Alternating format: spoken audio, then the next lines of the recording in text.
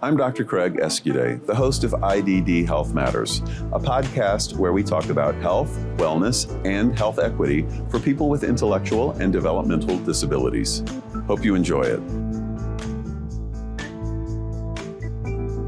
Welcome to this episode of IDD Health Matters. We're coming to you from the New York Alliance for Inclusion and Innovation, and I have with me today Sue Meiklejohn. Welcome, Sue. Welcome. Welcome to you, too.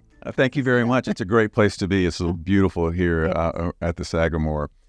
So, Sue, tell me a little bit about how you got into this field of IDD supports and services. Okay. When I was very young and not quite so gray, I was getting ready to graduate from college.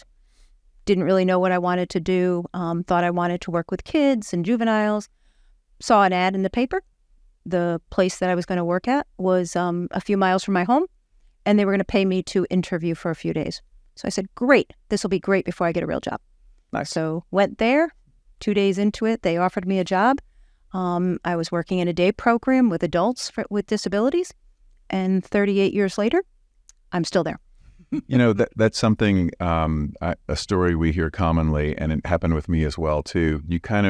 You either come into this field because you have a family member or some connection in that way, or you just kind of fall into it. Yeah. And once you fall into it, you recognize very quickly that it's for you or not. Yep. And if it is for you, you're pretty much in it for life. Right. You get hooked. Yep. Yeah, absolutely. And that's what it was. I got hooked. I loved the people I worked with and for, and I had opportunities for growth. Opportunities for growth. I want to touch on that. Okay. So tell me a little bit about what happened in those 38 years and the path to where you are now. Okay. So I started off as what we would call now a DSP, a direct support professional. And that's somebody who, in that time, I was working in a day program Monday through Friday with people that would come there, learn different skills, all abilities, and worked in a classroom setting. Then I moved up to like a supervisory position, had assistant director of the program, and then moved into other management opportunities. So it's been great. And currently, what are you doing? My title is Senior Associate Exec, and basically I oversee operations for our organization. Which provider organization? Yes, provider organization. We do residential, we do day, we do employment, community rehabilitation, respite. We offer clinical services, so kind of the gamut. For mostly adults with disabilities, we do also do some self-direction where we work with their families and the individuals, and that's more a little bit younger people. So I'm sure you've had lots of interesting experiences and some challenges and some great successes. You know, I'd like to focus more on positive things, for sure, but tell me about some of the challenges that you think are happening right now, especially in terms of health equity, health and wellness in this field. Hate to talk about COVID, but just to talk about it for a little bit. The field that, as we've seen it with IDD, was really impacted by COVID. We had people that weren't able to come to program, weren't able to get the services that they needed, especially people with, physical challenges, need those clinical supports, and they really took slid back. Our therapists are constantly working, our staff constantly working with people, and the families that couldn't send their person to program to get those services. They couldn't go out. That really hurt. We're coming out of that and we're trying really hard, but people, they lost some skills. They lost some friends. We have some people that who had trouble going out of the home before, now won't leave the home. So it's really been, they've really been impacted by that. So now it's really just getting people to be aware of that and how do we move past that and get them back to where they were. So when we were talking right before we started this podcast, you mentioned something about providing healthcare services as well in your organization. Can you tell me a little bit about that? Yeah, we operate a couple of clinics. One is through Department of Health. That's Article 28. And we have primary med, psychiatry, and podiatry for individuals 16 and above. And we do it right at our main office, which has our clinic there. And we can see anybody, but we focus on people with developmental disabilities, and our staff are trained in that and have taken a liking to it and really have committed to that. They work in other places. None of our most of our practitioners are not full-time, but they really have kind of honed their skills on the disability field, which is wonderful for the people that we support. They able to take more time with them and really get to know them, their families, the people that support them. And we also provide OT, PT, speech, social work. So we kind of have avenues for lots of people that are coming to us to work, but also try to hit the gamut of services that somebody might need in their lifetime.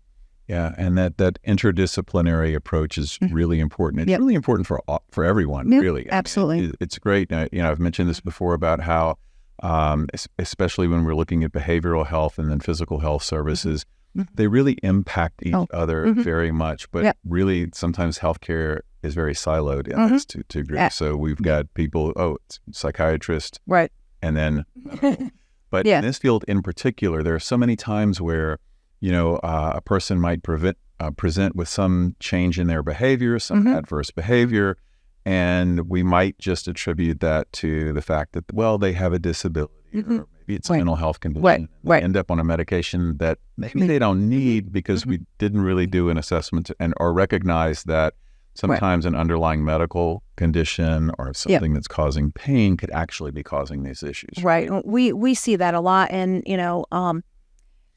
we also try to educate, if they can't, we can only do so much in our clinic. And if somebody needs to go outside to a hospital or something for service, we really try to advocate. And I know a lot of the providers do that, is educate the medical staff that are there, because that person, exactly what you said, Billy's complaining, holding his stomach. It's not, he's hitting his head. It doesn't mean that he's having a behavior. What is the reason? What's going on? And that's a struggle sometimes. And it's not because people don't care. It's just they're not educated enough, I think, to really dig a little bit deeper. Well, you've hit the thing I'm most passionate about, which is education of the clinical, clinical people, clinical staff, physicians, nurses, PTs, OTs in this field. And there really is not enough of that. No. Most schools do not have any type of formal training. Most people who have come into this field from that work in the clinical setting didn't have any training, just like I didn't. No. And, I thought it would be, I'll just walk in and it'll be fine like everybody else. And you realize, this is a little different. And I was not prepared for this. And like for me, I spent many years learning kind of things the hard way from nurses and people with disabilities themselves and direct support professionals who had been in the field forever and learned it the same way I did. Right. So do you see anything happening differently, and that might not be the best question, but do you see or there are things you would like to see to improve that? Yeah.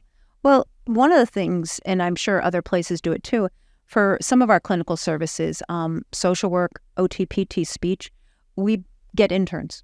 We get, as part of their clinical rotation, a lot of them will come and do that with us, which is wonderful. We've had people that they've been exposed to that. They may do a term with us. Really, and it's hands-on. They're working right along with that therapist. Some of them eventually come back and do that as part of their work. Others, they just have that and it helps them in whatever else they're doing, because if they're able to help somebody who, speaks differently or learns differently when they're going to talk to somebody else, they can hopefully use that skill. We would love to do that with medical, primary med. We haven't had a lot of success in getting those, that connection with the doctors and that kind of stuff to do that. Doctors, and I can say this, they're little finicky groups sometimes. We've done nursing tours to just educate people about, the opportunities that are in our field for nurses. Opportunities, and sometimes just helping them to see people with disabilities as people with lives and not just a patient with lots of problems. Can change your perception. And we know that perception is a big issue, because we know that there are studies out there that show that physicians in particular see people with disabilities as having a lower quality of life.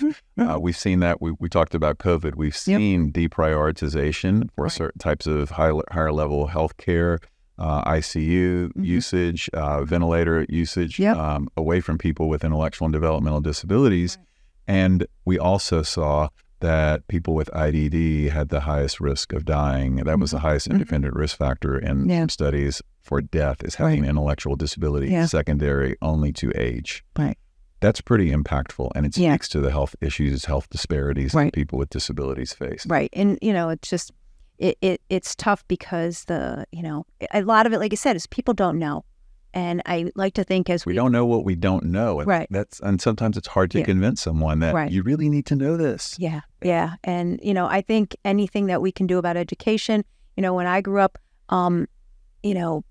people weren't all mainstreamed and, but I grew up with people around me that had disabilities, and it was just like, well, that's Billy. Well, it's who Billy is. It's, That's right. Yep, he has this. Okay, well, that's okay.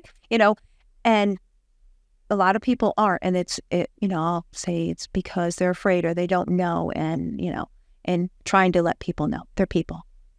People. That's all it is. Can I? You asked me before about a story. Can I tell you? Sorry. Yes. Can I tell you a Yes, story? please, One please do. of my favorite stories when I was younger in my career. We had a gentleman. I'll call him Jimmy. He came to us. He had been institutionalized all of his life.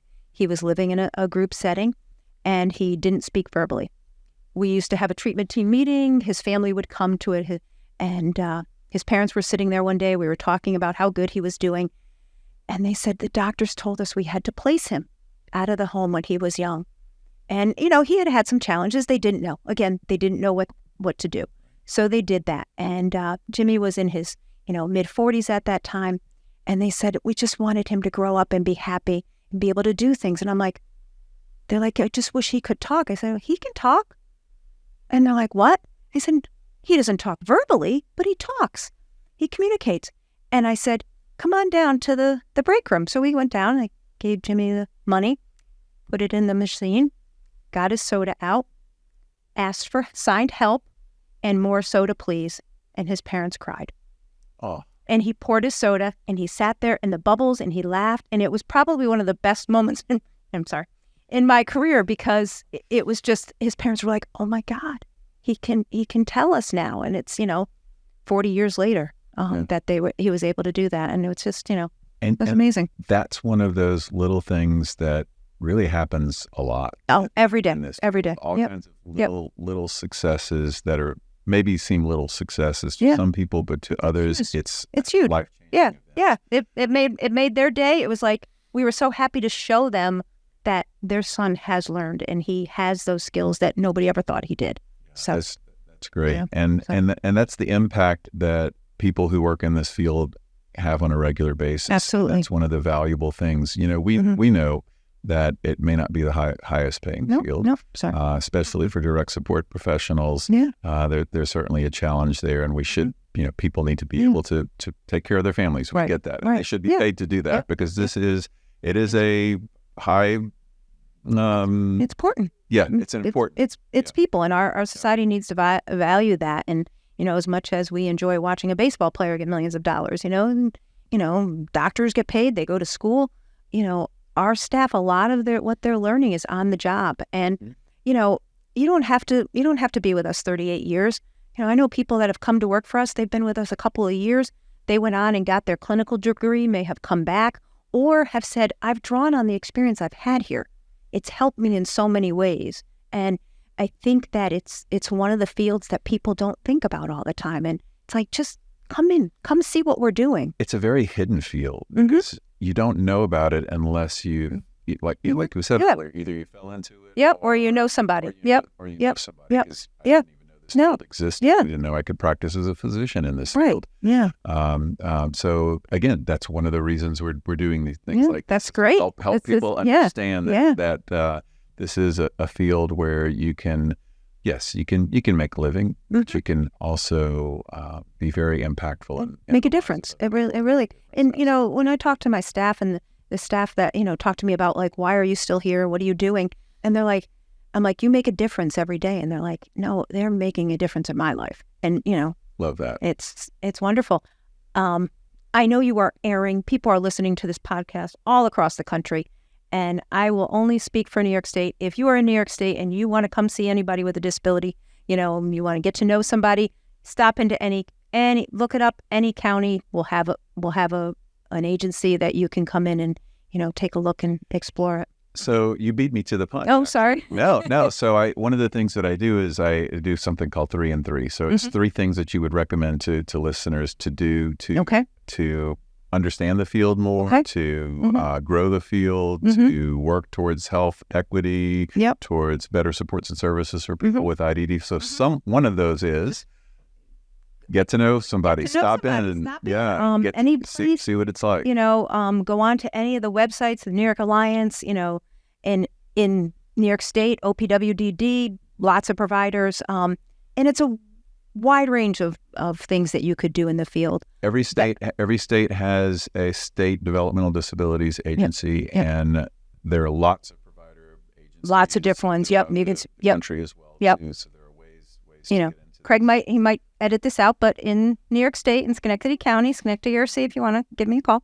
I will not edit that out. Very happy for you to say that. But there are lots of good agencies, lots of good things happening. If you have kids in school, get to know who the people are that they're having, that they're friends with. My niece went to school and she, had a kid in her class and she said, Aunt Susie, my friend's going to come over today. And I'm like, okay. She goes, but Susie, she doesn't talk with her words. The girl was blind and deaf and she signed. My niece was 10. That's pretty neat for your niece to recognize that, well, she doesn't talk with words. Yeah, she talks with her hands. But she communicates. Yes. It was like, I was like, wow. And they're just people. They're just people, They want the same thing. They want the same thing. They want a job. They want to have friends. Yep. And, And with that being said, we think, well, people with disabilities can't do anything for themselves, which is totally not true. Not true. But people might need we all need support. Something. Is what I say. Yep. All of us need support. Need something. How often have you had to make a decision? You're like, you know what? I'm going to call ask somebody and see what their thoughts are on this. That's needing support to make a decision. Yeah. And so we just need to look at different levels of support. Some people need more in certain areas than others. Yeah. And that's it. That's all. You nailed it. All right, so get to know people, meet people, get to know friends. What else might you recommend to listeners? Explore the field. There's wide opportunities, varied opportunities for employment, for volunteering, and they're most likely they're your neighbor. You're right. So you're right. Well, anything else you want to touch on? No, thank you for doing this. This is great. Thank you for being a guest here today. Yeah. Thank you more for the work. Thank you. Today.